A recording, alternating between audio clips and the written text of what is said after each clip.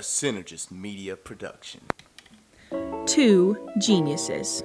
I read 7 books of the Bible in one day. Craving your attention. I want you to love us. Bringing you humor. Because we are funny. Reminding you who you are. I believe this generation will be a generation of Davids answering the call. Honesty. Listen, Rover, you're fat. A voice for a generation. They stepped up when the time was needed. This is The Gist. For you to reach your full potential, there has to be a challenge that you face. Challenges make great men. Look at David, Churchill, and many others throughout history. The challenges they faced opened the door to them living up to their potential and calling. The question is, are you up for the challenge? This is The Gist, and I'm the Chancellor, Caleb Betterton, and welcome to today's show. If you hear a howling noise, that is my window and the wind outside. I apologize ahead of time if that's in the audio. I don't think it is, but it could be a few times. But welcome back to the show. It is good to be with you all again today. Don't forget to leave a 5-star review and a follow. Go ahead and hit that follow button for us on Spotify or Apple, whatever you do. Hit that subscribe, follow, whatever the button says to listen to the show and have the show pop up in your feed. Hit that button for us. We would greatly appreciate that.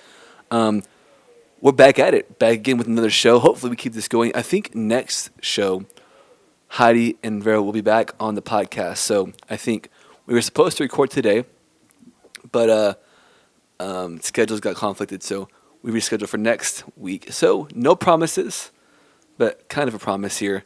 You might hear all three of us on the show again together going crazy on the pod. And man, it is good to be back with you guys. I am getting back into the skills and the mindset of podcasting after doing once a month-ish, not fully every month, but you can definitely get out of practice, out of skill, out of the mindset of doing it. But this week, I really try to get a little more honed in on the show and do a little more study, a little more note-taking before we did today's show. So hopefully we have a little bit more for y'all today as far as depth and stuff goes. Last week, kind of getting back into the getting the stuff off, getting the rubbish off, getting the shaking up a little bit, getting the dust off, That's the word I was looking for, dust. I cannot think of it. Dust off your feet. That's what was last. See, we're still getting a little bit off right now. That was last week's episode. But it's good to be back here. Coming up here in a second, I have a book review for you. This book that I reviewed and read here this month, it's one of the best books I've read in a long time. It is David K. Bernard's book. It is Anchor Points. If you're watching the video of it up in my hand right now, don't know if it's focusing in on the video or not, but it is there. And if you want to watch this show, if you're listening to audio, go to our YouTube page, Synergist, I think it's Synergist MG, or I think it's Synergist Media on the YouTube page. There's a link in the show notes below, so go to the show notes, click on that link to subscribe to the video podcast and see my amazingly handsome and beautiful face. You definitely don't want to miss that. But this book, I like David Bernard's books. There's some ones like more than others. This one's might be my favorite out of all of them. I just read it. It's very, very good. It's essays and apostolic apologetics, so it goes through a lot of different things. Let me look here.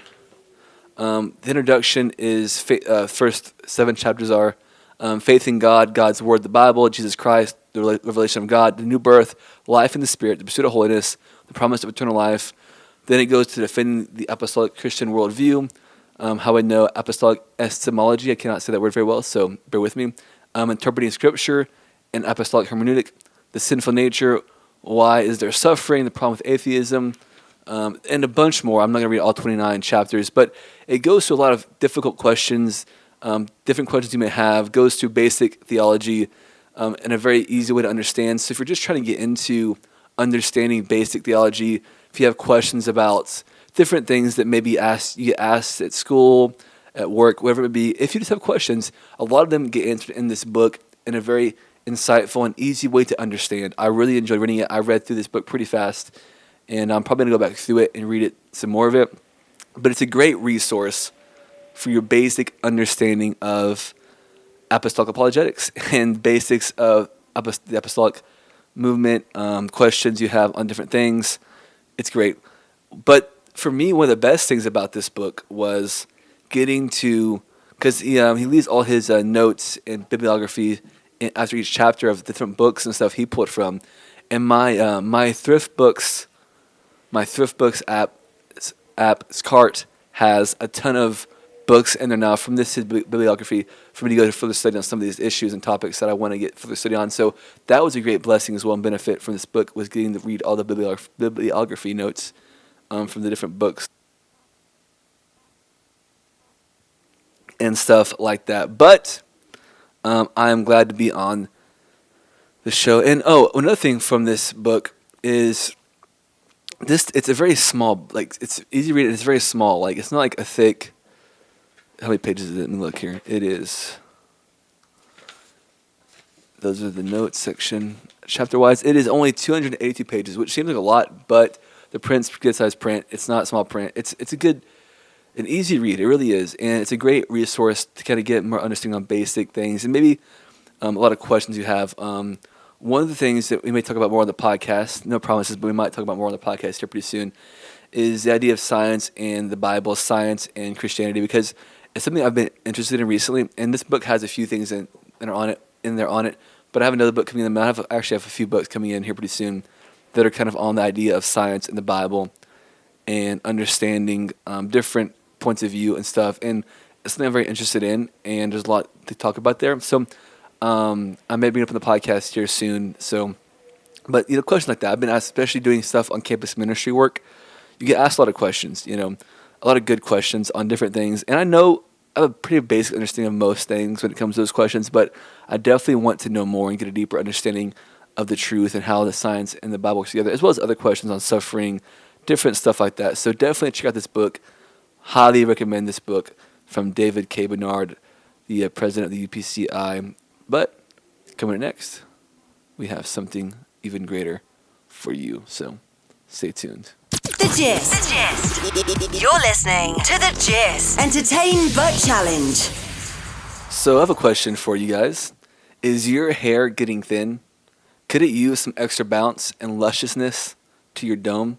I think you could add some of that to your dome, because some of y'all's domes, the lusciousness and bounceness is quickly dissipating, to say the least. So check out our new sponsor, the new Sprouts by Aaron. It's called Sprouts by Aaron, and they found Aaron's dead rod that sprouted, that came back to life. They ground it into a bunch of pieces and put it in their shampoo, and it helps make your dead head come to life. Definitely check that out, because, like I said, some of y'all's domes may need some work. No hate. I get it. Sometimes it's a good look. I'm not hating. I'm just saying, if you don't want that dome to get lighter, check out Aaron's Sprouts by Aaron, and see that dead head come to life. So thank you to our sponsor today for that. But one of the things that I want to check out right now is, in my intro, I talked about being up for the challenge. And there's a lot of challenges happening in today's world, a lot of challenges going on. And right now there's a big challenge going on in Congress. So we'll take a listen real fast. Hold on. So I think in many ways, President Trump and Mr. Kennedy have asked some of the right questions. Problem is, their answers will only make a bad situation worse. So let me ask Mr. Kennedy again. If we want to make America healthy, will you assure the American people that you will fight to do what every other major country on earth does, guarantee health care to every single American? I'm going to make America healthier than other countries in the world right now. Will you guarantee do what every other major country does? It's a simple question. And by the way, Bernie, the problem of corruption is not just in the federal agencies; it's in Congress too. Almost all the members of this panel are accepting, including yourself, are accepting millions of dollars from the pharmaceutical industry. Oh, and protecting their interests. Oh. I thought that would come. No. I ran for president like you. I got millions and millions of contributions. They did not come from the executives, not one nickel of PAC money from the pharmaceutical industry. They came from workers. In 2020, you were the single largest because I had receiver of pharmaceutical money from workers all over this country. workers You were the miss not a nickel from corporate Bernie, tax. you were the single largest acceptor of pharmaceutical dollars. No, from workers in the industry. 1.5 million. Yeah, out of 200 million. All right, but you have not answered, last question. You have not answered my question. Mr. Chairman, we're 3 minutes. Ask you a question. How do we We're- make he is- America Miss- healthy if you don't guarantee health Chairman, care we're to all literally people? 3 minutes over here now. Well, so are other How long people. does it keep going? At some time, you're just It battering keeps the going, witnesses, guys. Not Bernie. battering the witnesses. I'm Yes, trying you to are. get an answer. You're getting upset at him. You're going at him just like anybody else would. So that is from the cabinet hearings going on this week, and it's pretty fun to listen to some of these cabinet hearings. They get pretty crazy, but most of these people who are trying to get cabinet positions have spent their entire lives maybe not preparing for a cabinet position, but preparing to be able to accept a position like this based on their records like that. And now they're getting grilled for them, whether it's political or not, on the grilling side, as far as how serious they are about how serious their questions are and how much they actually want to answer the questions. That's neither here nor there. But they spend a lifetime preparing for an opportunity like this, to being even able to take a position like this. And today's take is kind of on the prep for your journey and the preparations that it takes to get to where God has called you to go, to reach your potential. Because before you can reach your potential, there is a journey that takes place, and that journey is full of challenges.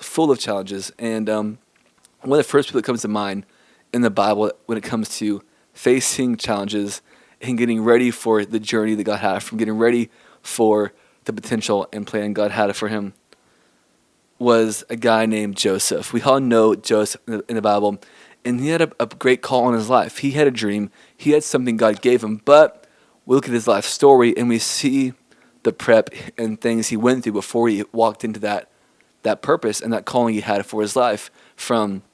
We see him in a pit. We see him in slavery. We see him in prison. We see him get forgotten about and rejected after he interprets the dream. We see these things happen. We see him in the palace even before the dream takes place. We see Joseph going through all these different things. And what happens? It's a process. And we too will face a process before we can achieve the plan and the purpose God has for our lives. And the question is, can you accept the challenge? Will you make it through the journey? And are you ready for the journey? Are you committed to the journey? You look at Joseph's life, and there were some key things that he did during this path of preparation, whether he realized he was on a preparation path or not. One was he kept his spirit right. He kept his attitude right. He kept his vision right. He did not get a bad attitude. He did the right thing. He kept his character right. And these are important things to do. Another person I think of in history is Winston Churchill. If you read on his life, if you read through his life, you'll see a lot of things that he went through, a lot of things that he faced, a lot of things that he dealt with. In fact, before he became Prime Minister of England, most people thought, including his wife privately, that he would never, ever achieve the role of Prime Minister.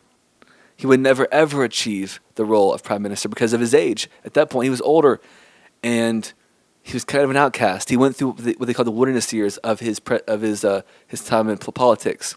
Joseph went through these dry seasons of serving without any hope, any clear direction or vision of achieving his goal. So did Churchill. And sometimes you find yourself in a situation like these two men where you feel like, I don't know, I don't see the answer, I don't see the full view, I don't see the vision, I don't see the clarity of things, I don't see the openness of things. I'm kind of stuck. I feel like I don't know what's next. I don't really see how we're going to get out of this thing. But yet you got to keep on having faith. Winston Churchill never lost faith that he would one day be Prime Minister. And while others around him did. Why? Because he felt like it was his destiny. And it looks like it might have been, because he did become Prime Minister and directed England successfully through World War II. Like no other could. In fact, his entire mindset was he knew a war was coming, and many mocked him for that war coming. They thought he was crazy, they thought all this stuff, but yet he was proven right. And when the time came, he was ready for that time. They thought no one else could do this role because Churchill was the only one who was prepared to take on a role like that for that time in history. But why? He was preparing for it. When others mocked him and doubted him, Joseph was getting prepared for his final position, his final destination throughout the whole entire story, when it looked like it was impossible. And God will direct your path. God will guide your footsteps. He will prepare you for your final destination, but you cannot lose faith. You cannot lose your faith. You got to keep your mindset right. You got to keep your focus right. You got to keep your vision right and know that God is leading you down the right path. In Psalm 66:10 it says, "For you, God tested us. You refined us like silver." God refines us.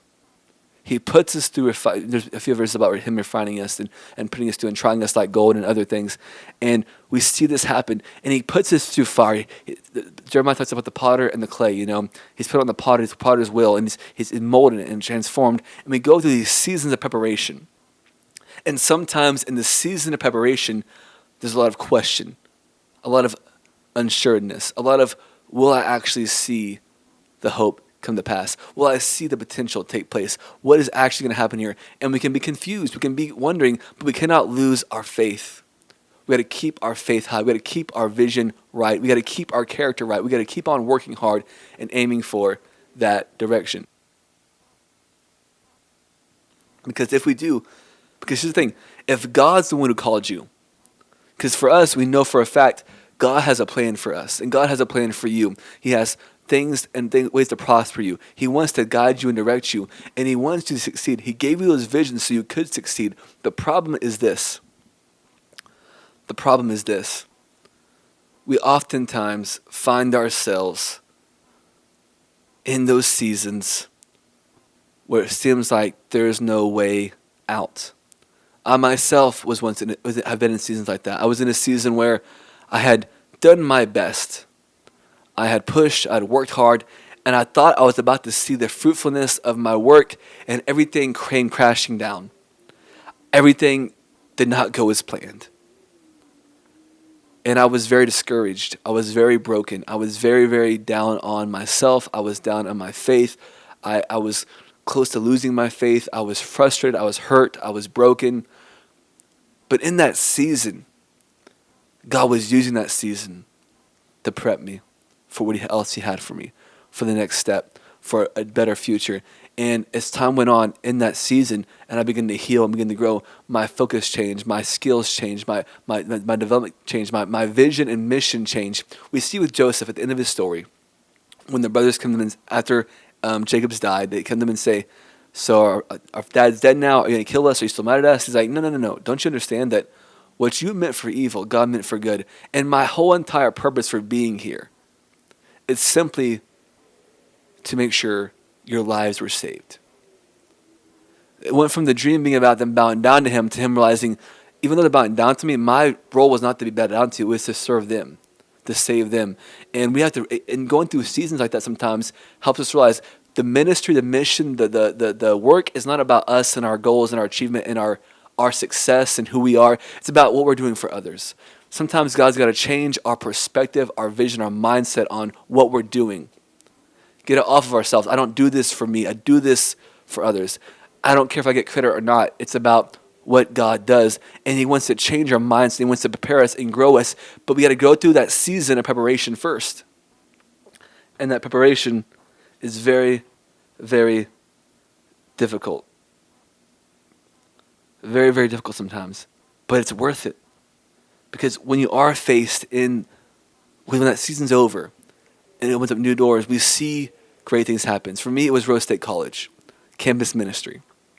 And the first few years, me and my crew were doing stuff, and then COVID happened, shut down, and that's what destroyed me. But then time goes on, I'm no longer on the campus. I'm no longer a student there. I've graduated, and I have some people coming to me from our church who are part of that campus, Emil Sandro and Kaylin Arell and Mila Merchant. They come to me, and they say, hey, we want to get a club going again on campus. Can you help us? And I was a little bit hesitant at that time because I'd been there before. I'd faced these things before. I've tried this stuff before, and I felt like, man, I don't know if it's for me, but I felt, again, I've called you here. I've directed you here. And coming back and seeing who God's brought to be up on this campus, and seeing the team do their work, and seeing God bring in souls, and seeing God do all these things, I can look and say, this is not me at all. I did nothing, but God was using me and using me. But I realized it's not about me. It's not about what I can do. With or without me, God's going to provide a work. But God was preparing me in that season for this time. And I'm grateful for it. But in the journey, sometimes it's difficult. But I want to encourage you guys who are in the journey, who are getting ready for God, who God's preparing, who God's refining, who God's molding, who God's preparing and breaking, taking you through this process. He's getting you ready for something great. Do not lose faith. Do not drop your character. Do not quit working. Keep on building yourself. Keep on growing. Keep on being who God has called you to be. You're great. You're awesome. And God's going to use your talented abilities to do great things. This is The Gist. The Gist. You're listening to The Gist. Entertain but challenge.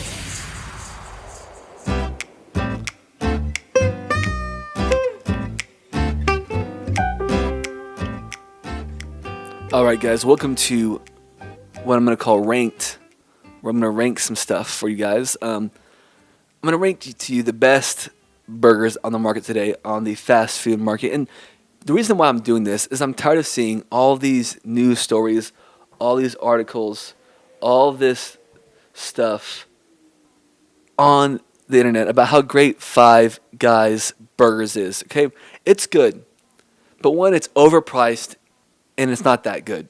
Okay, it's expensive for what you get. It's not as great as everybody says they are. I'm tired of seeing it, and so I'm going to give you the best, honestly, probably for your buck, burgers on the market today in the fast food industry, because I know, because I eat a lot of fast food burgers. Okay, don't judge me. Do not judge me. I just enjoy it. Okay, coming in at number 5, and some of y'all might be like, "What? No way!" But try it. Go after this podcast and try it. Number 5 for me is the original Sonic Double Cheeseburger. It is so good. Now, everyone said, well, after it's a while, it's going to be nasty. Well, of course, if anything sits for a while, it's nasty. You shouldn't eat things that sit for a while. You should eat it when it's hot and fresh. When you eat that burger when it's hot and fresh, guess what? It is delicious. Go check it out. This OG Sonic Double Cheeseburger.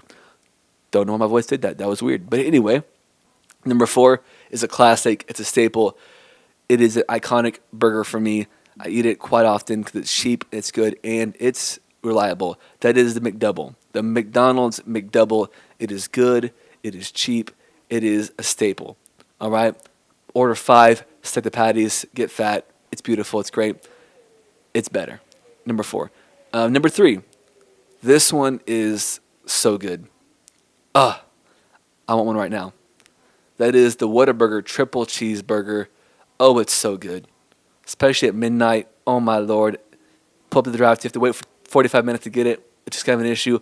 But go to the drive-thru. Get that burger. It's hot. It's fresh. It's with the mustard on it. Man, it's so good. The triple cheeseburger from Whataburger. Definitely get that, guys. It's so good. Number 3. Number 2. This is a local one for Oklahoma. So if you're not in Oklahoma, make the trip. Come try it out. It's pretty good. Is it the best burger ever? No, but it is a good fast food burger. That is the Brahms Triple Cheeseburger. Not the single, not the double. The triple cheeseburger at Brahms is so good. It's so meaty. It's so much meat. It's cheesy. It's delicious. It's great. It's what you need. It's awesome. Check it out. Number 1. Now this one is kind of out of the blue. And this place has been stepping up their game recently. And if you haven't been to this place in a while, come. Go check it out. They've stepped up their game a lot. They started with their fries. Before, their fries were garbage. Their fries were trash. But now their fries are kind of high on my list. They're getting higher on my list. They may be number 1 right now. Maybe number 2, number 1. I don't know. They're high on the list now. But their fries used to be garbage. Now they're great. And that is Sonic. Sonic has, not a sponsor, but Sonic has a new burger out there. And it's the Sonic Smash Burger. Is it as good as like a homemade Smash Burger? No. But for a fast food burger, it is incredible.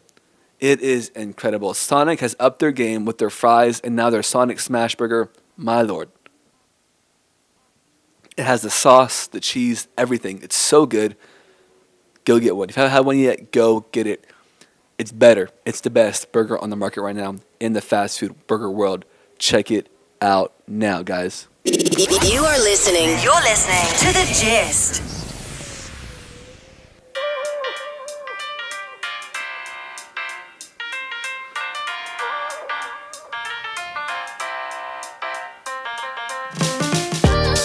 If I could freestyle, I would on this beat right now, but I can't freestyle, so you're out of luck. Sorry, no freestyles for me today. But as we wrap up today's show, make sure you check out our social media pages in the show notes below, our audio pages, our YouTube pages, all in the show notes below. Check them out, follow them, subscribe to them, do what you got to do to make sure you stay up with all of the content, all of the gist, all we have to offer you.